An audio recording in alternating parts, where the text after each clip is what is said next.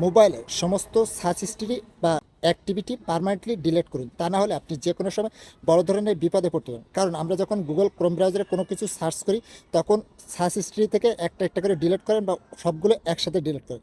তারপরে কিন্তু এগুলো আপনার ফোন থেকে পরিপূর্ণভাবে রিমুভ হয় না বা ডিলিট হয় না, যার ফলে আপনার ফোনটা স্লো হয়ে যায়, হ্যাং হয়ে যায়, ঠিকমতো কাজ করে না।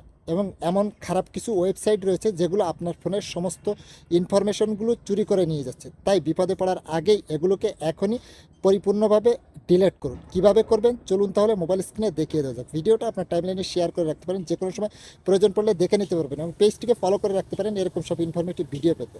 ফার্স্ট অফ অল আপনার ফোনের ক্রোম ব্রাউজারটাকে ওপেন করবেন, সার্চ বক্স পেয়ে যাবেন। এই সার্চ বক্সে লিখবেন মাই অ্যাক্টিভিটি, লিখে আপনি সার্চ করবেন। সার্চ করার পরে প্রথম যে ওয়েবসাইটের লিঙ্কটা আসবে এর উপরে ট্যাপ করবেন।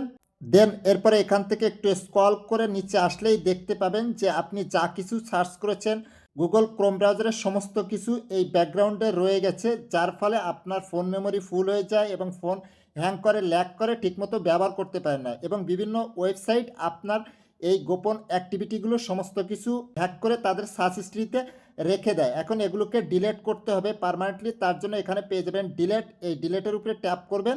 ট্যাপ করার পরে এখানে আপনি at hours, last day, all time, আপনি এখান থেকে এই অল টাইম এটাকে সিলেক্ট করে নেবেন, করে এর উপরে ট্যাপ করবেন। ট্যাপ করার পরে নিচে পেয়ে যাবেন নেক্সট, এই নেক্সটের উপরে ট্যাপ করবেন। এখানে পেয়ে যাবেন ডিলেট, এই ডিলেটের উপরে ট্যাপ করবেন। ট্যাপ করার পরে গট ইটের উপরে ট্যাপ করলে সাথে সাথে দেখুন যে সমস্ত কিছু ডিলেট হয়ে গেছে।